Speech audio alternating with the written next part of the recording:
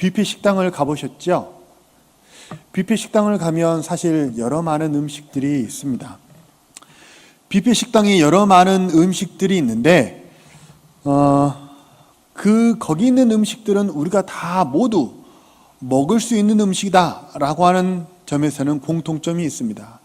그런데 뷔페 식당에 있는 차려져 있는 모든 음식들을 다 같은 방식으로 먹을 수 있나요? 그렇지 않죠. 각각의 음식들이 먹는 방법이 다 다릅니다. 예를 들면 스테이크는 어떤 도구가 필요하죠? 포크와 나이프가 필요합니다. 네, 스파게티는 무엇으로 먹어야죠? 젓가락으로 먹어야죠. 볶음밥은 무엇으로 먹으면 좋을까요? 숟가락으로 먹어야죠. 이 모든 음식들이 뷔페 식당 안에 차려져 있다. 우리는 그것을 다 맛있게 먹고 그것이 내게 양분이 된다 라고 하는 점에서는 공통점이 있지만 각각의 음식들은 먹는 방식이 다 다르기 마련입니다. 성경은 우리 영혼의 양식입니다. 성경은 영혼의 양식이기 때문에 그 성경 말씀을 통하여 우리 영혼이 힘을 얻고 더 영혼이 성숙해져 갈 수 있다라고 하는 점에서는 공통점이 있지만 성경 안에는 사실 하나의 음식만 차려져 있는 것이 아니고 여러 종류의 음식들이 차려져 있어서 그 여러 종류의 음식을 각각 적합한 도구를 사용하여 먹어야 합니다. 분별해서 먹어야 되는 거죠. 그래서 성경이라고 하는 영의 양식을 먹을 때 두 가지 방식을 좀 먼저 말씀드리고자 합니다. 첫 번째는 조화의 원리를 따라서 성경의 말씀을 먹어야 합니다. 성경은 여러 많은 저자들로부터 기록이 되어 있는데요. 성경의 저자들이 하나님의 영감을 따라 구원의 메시지를 기록하였다라고 하는 관점에서는 공통점이 있습니다. 그래서 성경의 메시지가 신약과 구약이 그리고 각각의 장절이 서로 충돌되지 않도록 구속사적인 관점에서 잘 이렇게 조화시켜서 묵상을 하여야 합니다. 이것이 성경 이해의 첫 번째 원리, 조화의 원리입니다. 두 번째 원리는 역사의 원리입니다. 성경은 역사의 원리를 따라 먹어야 합니다. 성경의 여러 많은 저자들이 성령 하나님의 영감을 따라 구원에 관한 메시지를 기록하였다라고 하는 관점에서는 공통점이 있지만 그 기록된 메시지는 진공 상태에서 기록된 메시지가 아니라 각각의 저자의 직업, 환경, 문화 이런 것을 따라서 그런 것을 빌어서 그런 문화 양식을 빌어서 전달이 되었다라고 하는 것입니다. 그래서 성경을 읽을 때는 성경 저자에 대한 이해가 필요하고 그때 그 나라의 문화에 대한 이해가 있어야 합니다. 그래야만 성경을 보다도 하나님이 의도하신 문맥에 맞게 잘 이해할 수 있다라고 하는 것입니다. 예를 한번 들어보겠습니다. 다이아몬드 아시죠? 다이아몬드는 좋은 거죠. 안 좋아하십니까? 네, 너무 좋아서 말이 안 나오시죠? 네. 다이아몬드는 좋은 것입니다. 한국, 미국, 중국, 일본 어느 나라에 가든지 다이아몬드는 값진 보석이라고 인정하는 데는 변함이 없죠. 맞죠? 그런데 그 다이아몬드를 구입하였을 때 한국, 미국, 중국, 일본이라는 나라가 다이아몬드를 포장해 주는 방식은 같을까요? 다를까요? 다를 수 있겠죠. 무엇이 더 중요한가요? 포장지가 중요해요? 다이아몬드가 중요해요? 무엇이 중요한디? 요새 그게 유행어더라고요. 무엇이 중요한디? 다이아몬드가 중요하죠. 포장지가 아무리 곱상하게 생겼다고 해서 다이아몬드를 팽개치고 포장지를 장롱 문갑 안에 넣어두시는 분은 안 계시죠? 네, 분명히 그렇습니다. 그래서 사람들은 다이아몬드를 더 값어치 있다라고 그렇게 받아들이고 포장지는 포장지에 맞게 우리가 이해하고 처리하면 되는 것입니다. 바로 이것이 우리가 성경을 이해해야 되는 중요한 원리입니다. 그래서 저를 한번 따라서 한번 해보시죠. 복음과 윤리는 그대로 받고 문화는 응용하자.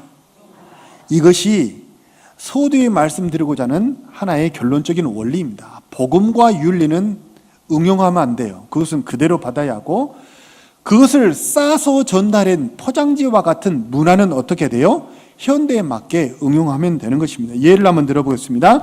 요한복음 13장에 보면 예수님께서 제자들의 발을 씻기시는 장면이 나오죠. 자, 예수님께서 제자들의 발을 씻겨주시면서 뭐라고 기록을 하셨냐면, 너희도 이같이 행하게 하려 하여 본을 보였노라. 너희도 이같이 행하게 하려 하여 본을 보였노라 라고 분명히 성경에 기록되었다고 해서, 우리가 사람을 섬길 때마다 신발을 벗기고 양발을 벗겨가지고 발을 닦아주는 것만이 사람을 섬기는 모습입니까? 날마다 셀에서 모일 때마다 발을 씻겨주시고 그렇게 하시는 분이 계십니까? 자, 예수님께서 세족식을 통해서 발을 씻겨주심을 통해서 우리에게 전달하고자 하셨던 원래 메시지는 뭐예요?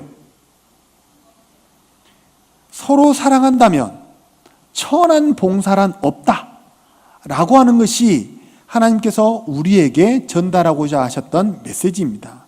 그래서 주방 봉사나 교회에서 화장실을 청소하거나 주차 봉사를 하거나 이 모든 것이 하나님 앞에서 다 값진 것이다 라고 하는 것입니다. 이것은 하나님이 우리에게 전달하고자 하는 메시지였습니다. 그런데 무엇을 빌어서 전달하신 거예요? 그때 당시 문화 양식을 빌어서 전달하셨습니다. 그 문화 양식은 무엇이었습니까? 만나면 서로 사람이 먹기 전에나 만났을 때 뭘 하는 거였어요? 손과 발을 씻는 것이, 당시는 사막에 모래바람이 불던 그런 문화가, 그런 풍토가 있었기 때문에 밖에 나갔다 오면 사막의 모래바람으로 더러워지죠. 당시 또 신발은 우리가 지금 신고 있는 신발과 달라서 샌들 같은 그런 신발이었기 때문에 발이 쉬 더러워지는 그런 상황이었죠. 그래서 손과 발은 씻는다라고 하는 것은 그때 당시 문화였고, 하나님께서 우리에게 전달하고자 하는 메시지는 무엇이었습니까? 서로 사랑한다면 뭔 없다? 천한 봉사란 없다. 다 귀한 것이다 라고 하는 것입니다. 그래서 성경을 문화가 무엇인지, 윤리와 복음의 메시지가 무엇인지를 잘 분별하는 그런 분별력이 우리에게 필요하다. 서론적으로 말씀을 드리고 말씀을 시작하겠습니다. 왜 이런 말씀을 드리냐면, 오늘 우리가 같이 나누고자 하는 이 본문이 혹간 문화를 잘 이해하지 못하면, 복음이 무엇이고 문화가 무엇인지를 잘 이해하지 못하면 혹간 오해가 쉽게 생길 수 있는 그러한 구절이 포함된 내용이기 때문에 그렇습니다. 오늘 우리가 같이 읽은 내용은 크게 세 가지 내용이 기록되어 있습니다. 8절에 보면 남자들에게 하는 교훈입니다. 남자들아 다툼과 분쟁이 없이 뭐하라? 기도하라 라고 하는 것이 첫 번째 내용이었고, 두 번째는 여자들아 옷과 머리를 장신구를 과하게 하지 말고 염치와 정절을 가져라 라고 하는 것이 9절 10절에 나온 내용이고, 그리고 11절에서 15절은 또 여자들에게 하는 교훈입니다. 여자들아 남자들에게 순종하라 라고 하는 내용이 기록된 것이 오늘 우리의 본문입니다. 우리 8절을 다시 한번 이제 각각의 절이 어떤 내용이 있는지 한번 살펴보겠습니다. 우리 8절을 같이 한번 읽어보겠습니다. 시작. 그러므로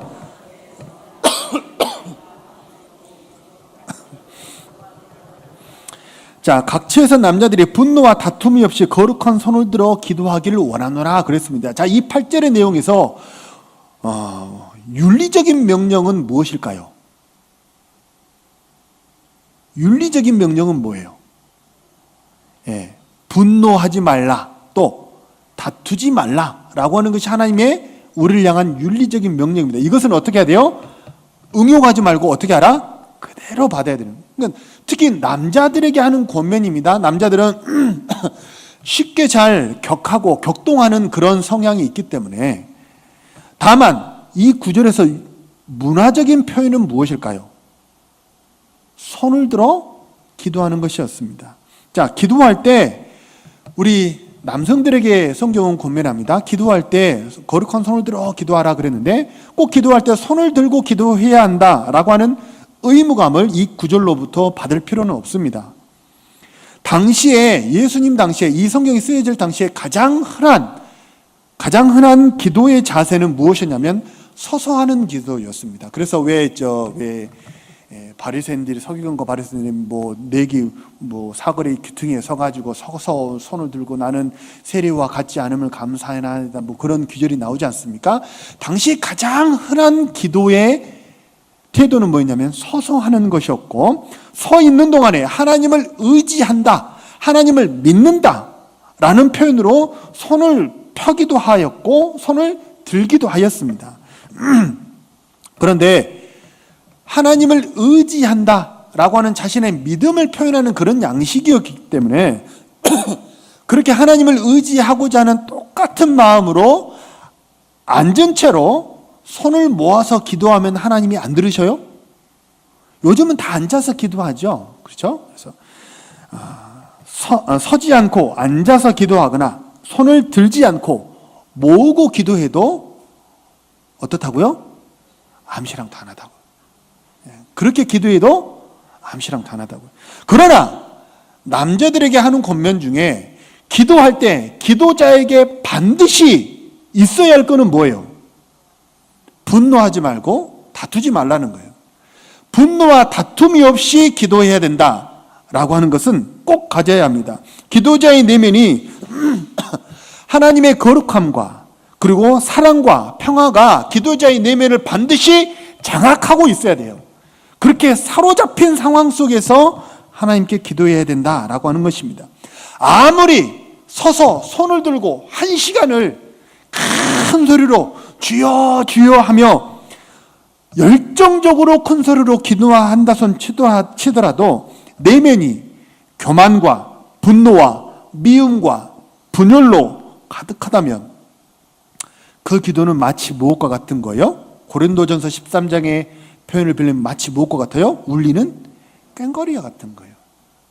마음속이 그래서 거룩한 손을 들어 기도하라 그랬는데 사실 거룩한 손은 무엇을 오히려 대변하고 있냐면 내면이 거룩하고 깨끗하다라고 하는 것을 오히려 양식을 빌어서 설명해요. 손이 깨끗하다, 거룩하다라고 하는 것은. 그렇죠?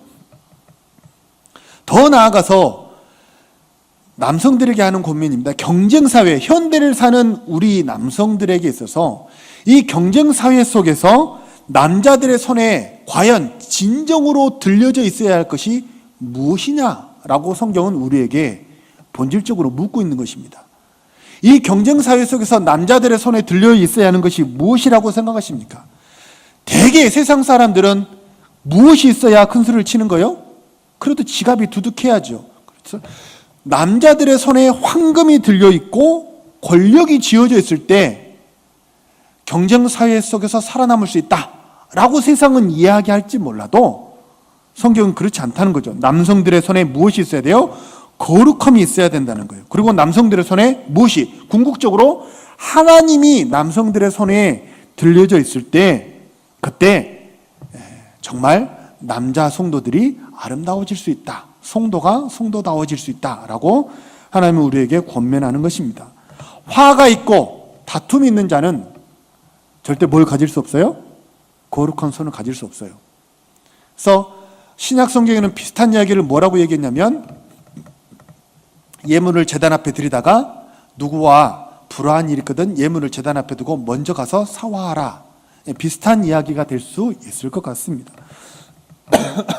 이상의 8절은 남성들에게 하는 권면입니다. 그래서 남성들은 쉽게 분노하고 또 경쟁사회 속에서 살아남아야 하는 그런 정말 쫓기는 마음이 있는데 하나님이 들려져 있기를 원한다라고 하는 것이 8절의 내용이고 우리 9절 10절을 또 한번 같이 읽어보겠습니다. 시작. 또 이와 같이 여자들도 단정하게 옷을 입으며 소박함과 정절로서 자기를 단장하고 따은 머리와 금이나 진주나 값진 옷으로 하지 말고 오직 선행으로 하기를 원하노라. 이것이 하나님을 경외한다는 자들에게 마땅한 것이다 라고 성경은 권면합니다. 자, 앞에 8절과 마찬가지로 9절에서 윤리적인 명령이 하나 나옵니다. 9절에 나오는 윤리적인 명령은 무엇일까요? 소박함과 정절을 가져라. 그리고 10절에는 오직 선행으로 그랬죠. 근데 여기 9절에 나와 있는 문화적인 표현은 무엇일까요? 문화적인 표현은 무엇이냐면 따은 머리, 그죠? 또는 금, 진주, 값진 옷으로 장식하는 것, 이러한 것은 문화적인 표현입니다. 바울이 이 편지를 쓸 당시에는요, 부유한 계층들, 그리고 매춘부들이 하는 패션이 상당히 유행했다고 그래요.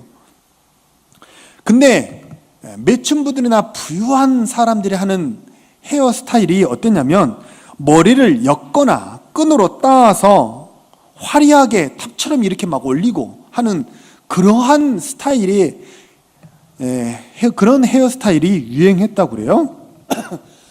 근데 지금 우리가 디모데 전서를 보고 있죠. 디모데는 무슨 교회 목회자로 지금 사역을 하고 있습니까? 무슨 교회요? 이제 공부한 티가 조금씩 나네요. 그죠? 디모데는 무슨 교회? 에베소 교회. 이게 영적인, 바울의 영적인 아들 디모데는 에베소 교회. 그리고 디도는 무슨 교회? 그레데 교회. 그레데라고 하는 섬에 있는 그레데 교회 담임 목사로 보내서 디모데에게 보낸 편지는 디모데 전후서, 디도에게 보낸 편지는 뭘까요?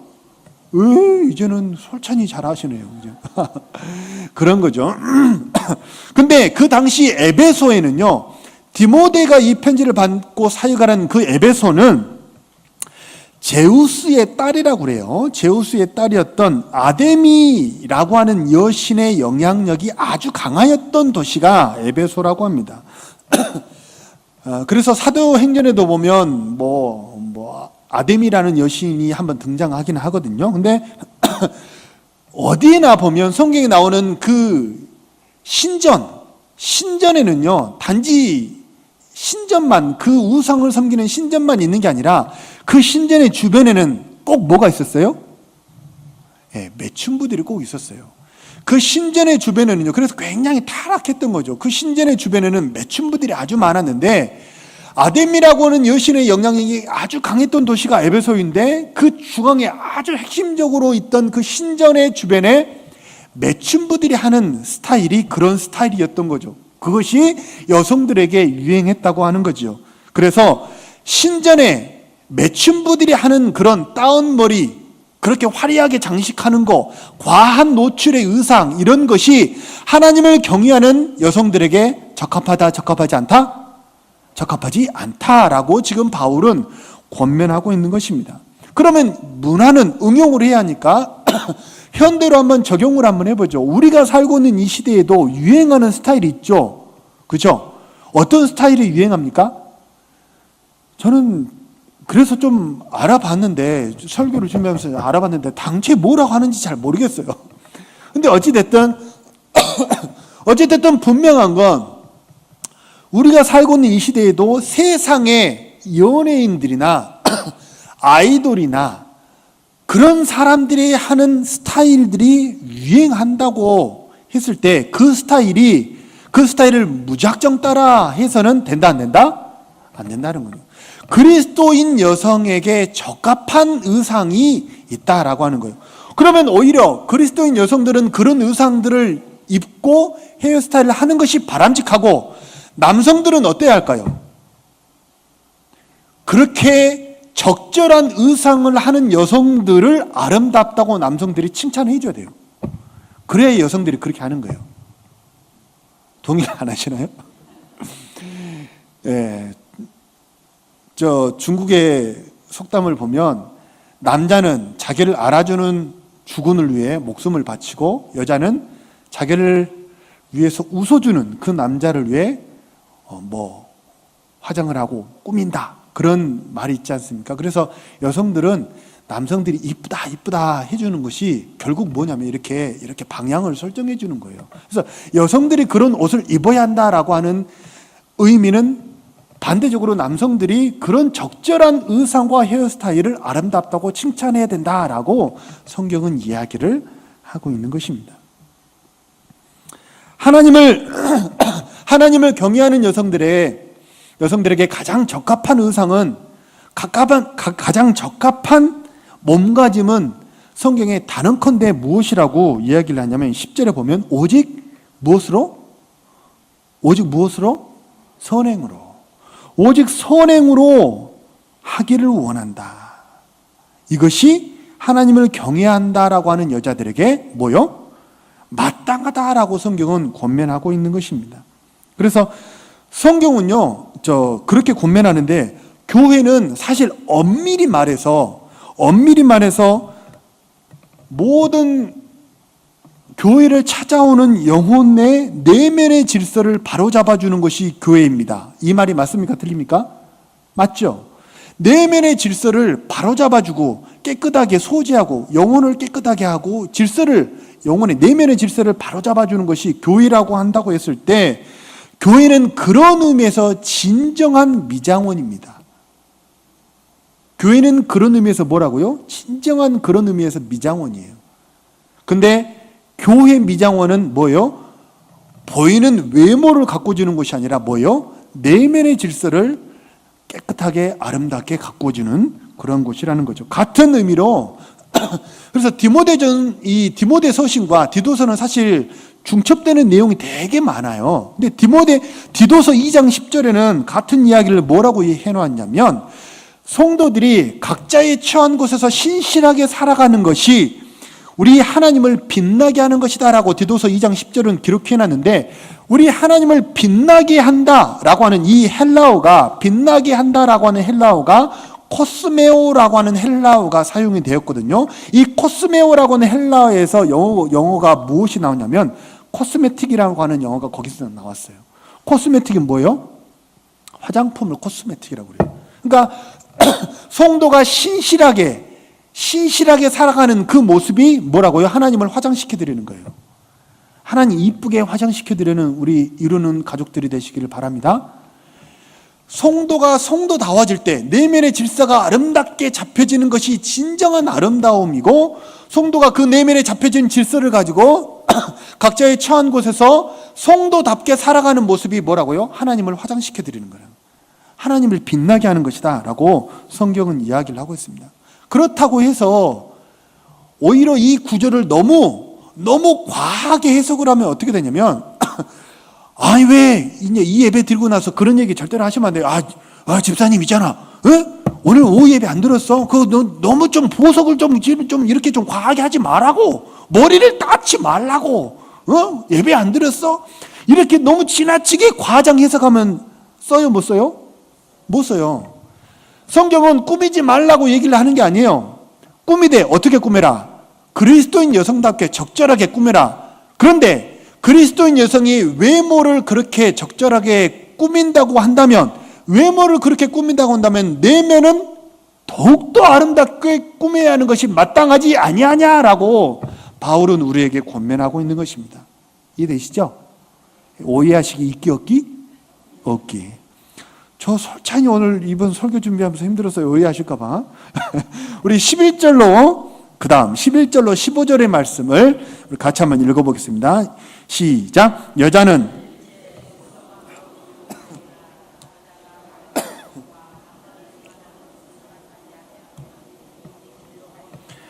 이는 아담이 먼저 지음을 받고 하와가 그 후며 아담이 속은 것이 아니고 여자가 속아 죄에 빠졌습니다. 그러나 여자들이 만일 정숙함으로써 믿음과 사랑과 거룩함에 거하며 그의 해산함으로 구원을 얻으리라. 오늘 설교의 마지막 이제 메시지인데요. 정신 바짝 차리고 들으셔야 합니다. 오해하기 쉬운 구절이기 때문에 그렇습니다. 우리가 같이 읽은 이 11절에서 15절은요, 굉장히 논란이 많은 구절이기도 합니다. 이 구절을 액면 그대로 읽으면요, 여자들은 꼬임을 잘 받는데, 여자들은 꼬시기 되게 쉬워. 또 꼬임을 잘 받아. 그래서 여자들은 뭐 하면 안 돼? 가르치려고 하면 안 돼. 교회에서 조용히 가만히 있어야 돼. 시키는 대로만 하고 가만히 있어야 돼. 그런 의미의 말씀이다 아니다? 아니다. 예. 여성이 순종할 것을 권면하는 것은 맞습니다. 여성에 순종할 것을, 그리고 남성에게 주권을 행사하지 말 것을 11, 12절에서 이야기하는데, 그러면 왜 그렇게 해야 되는가? 라고 하는 그 이유를 13절에서부터 이야기를 해요. 아담과 하와에 대한 성경의 진술이 두 가지가 나오는데요. 첫 번째는 창조의 순서를 보았을 때 아담이 먼저 지음을 받았어요? 하와가 먼저 지음을 받았어요? 아담이 먼저 지음받고 아담으로부터 하와가 지음을 받았죠. 자, 하나님에게 있어서 아담을 먼저 지었다는 것은 하나님의 첫 아들이 누구예요? 다시 말하면 하나님의 장자가 누구예요? 아담이라는 거예요. 그래서 아담은 장자의 권위가 있다라는 이야기를 첫 번째로 하고 있고, 두 번째는 지음을 받기는 아담이 먼저 지음을 받았는데 꼬임을 받는 것은 누가 먼저 꼬임을 받았어요? 하와가 먼저 꼬임을 받았다라고 하는 이 두 가지 내용을 오늘 기록을 하고 있는 것입니다. 한번 제가 여쭤보겠습니다. 14절, 아담이 속은 것이 아니고 하와가 속아 죄에 빠졌습니다. 이 14절에서 지적하는 하와의 죄목이 뭐예요? 14절에서 말하고는 하와의 죄목이 뭐죠? 선악과를 따먹은 것입니까? 선악과를 따먹은 것은 하나님에게 대한 죄지만 더 나아가 하나님에게 대한 죄가 하나 더 기록이 되어 있다는 거예요. 뭐예요?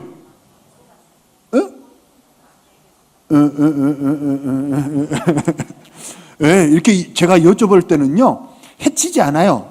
막 얘기하셔도 돼요. 그리고 어떤 사람이 제일 많이 배워가요? 자꾸 틀린 말도 하는 사람이 깨닫고 가지. 이렇게 가만히 있으면 중간은 갈지는 몰라도 배우는 건 있어요, 없어요?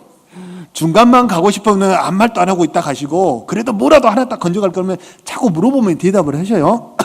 14절에서 말하는 성경의 죄목은 선악과를 따먹었다는 것도 있지만 14절에서 본질적으로 말하는 하와의 잘못은 뭐냐면, 하와가 아담의 권위를 가로채서 서로의 역할을 뒤바꿈으로 옳지 않은 주도권을 행사했다라고 하는 것이 14절의 성경의 지적입니다.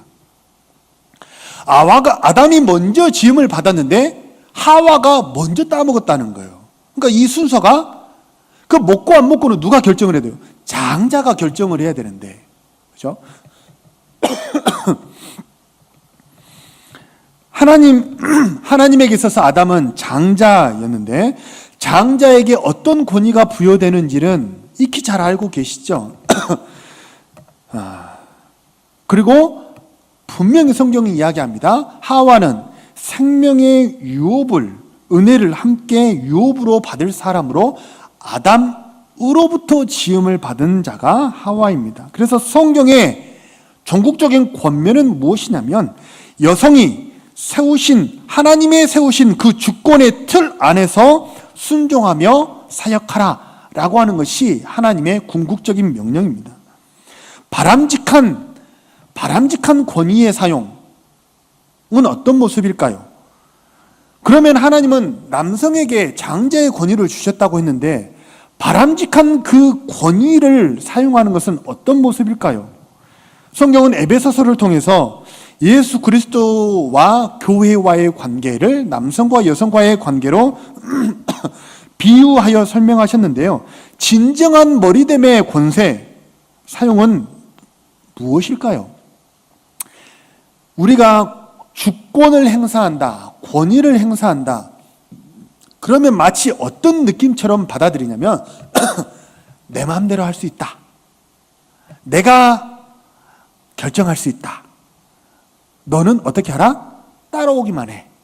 이게 마치 주권을 행사하는 그런 모습인 것처럼 세상에 잘못된 주권을 행사하는 모습을 통해서 우리가 일면 그런 상을 가지고 있죠. 그러나 성경이 우리에게 교훈하는 주권, 권위의 행사는 무엇이냐면 부서뜨림이 아니에요. 부서뜨림이 아니고 뭐예요? 돌봄이에요. 주장하는 것이 아니에요. 뭐예요? 희생하는 거예요. 교만이 아니에요. 뭐예요? 사랑이에요. 억압이 아닙니다. 뭐예요? 자유케 하는 거예요. 그것이 하나님의 주권을 올바로 사용하는 사람의 모습이라 하는 것입니다. 그래서 아담이 하나님의 장자의 권위를 가지고 있다고 하지만 남성이 권위가 있다라고 하는 것이 폭압을 의미하는 것이 맞다, 틀리다? 아니라는 거예요. 그런 것은 아니라는 거예요. 남성이 권위를 마음대로 사용할 수 없다라고 하는 이 말이 그러면 반대로 여성이 남성을 뛰어넘어서 가르치는 사역을 주권을 행사할 수 있다라고 하는 그런 의미도 아닌 것입니다. 분명 여성은 하나님께서 여성에게 주신 은사가 있고 아주 남성과는 다른 독특한 면을 가지고 있는 것이 분명합니다. 여성은 여성이 갖고 있는 탁월성이 있는데 그 부분은 반드시 하나님의 교회의 접목이 되어져야 하고 활용이 되어져야 합니다. 그런데 여성이 하나님께서 주신 그 탁월성을 발휘함에 있어서 어떻게 해야 한다? 창세기 3장의 하와처럼 하나님이 정하신 그 주권의 틀을 넘어서서 그릇된 주권을 행사하려 해서는 안 된다라고 하는 것이 오늘 본문의 우리를 향한 참된 교훈입니다. 그래서 여성은 하나님이 세우신 주권의 틀 안에서 리더십을 발휘할 수 있다라고 하는 것입니다. 이해되시죠? 예.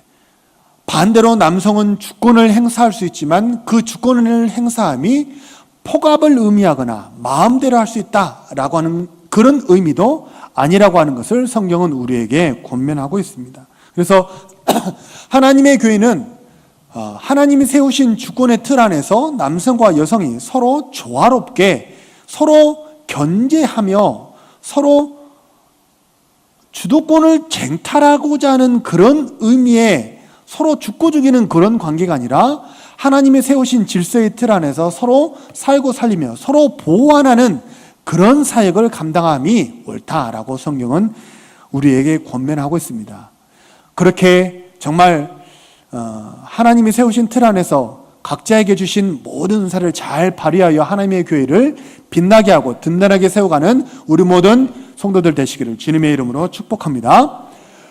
오늘 성경은 우리에게 세 가지를 권면하고 있습니다. 남성들은 다툼과 분쟁이 없이 뭐하라? 기도하라. 참 이것도 참 성경의 권면이 참 다르죠. 되게 기도한다라고 하면 되게 기도의 어머니라고 하는 상을 떠올리면서 여성들이 기도해야 되는 거 아닌가? 그런 의미를 우리가 쉽게 연상할 수 있는데 특히 그리스 사회는요, 남성들의 이 육체미가 굉장히 이 남성들의 그 육체적인 힘이 건강하다라고 과시되는 그런 사회 속에서 성경은 우리에게 육체의 것을 과시하지 말고 뭐하라? 거룩한 손을 들어 기도하라 라고 우리 남성들에게 권면하고 있습니다. 또한 여성들은 그렇게 세속의 지나친 유행에 민감하게 과도한 노출이 심하거나 너무 지나친 치장은 삼가하고 적절하게 꾸미어라. 그리고 외모를 그렇게 적절하게 꾸몄다면 성도로서 하나님을 경외하는 사람으로서 내면은 더욱더 선행으로 아름답게 꾸며야 하는 것이 마땅하다. 성경은 그렇게 권면하였고 마지막으로 세우신 질서와 권위에 순종하며 서로 남성과 여성이 조화롭게 사역하여야 한다라고 성경은 우리에게 권면하였습니다.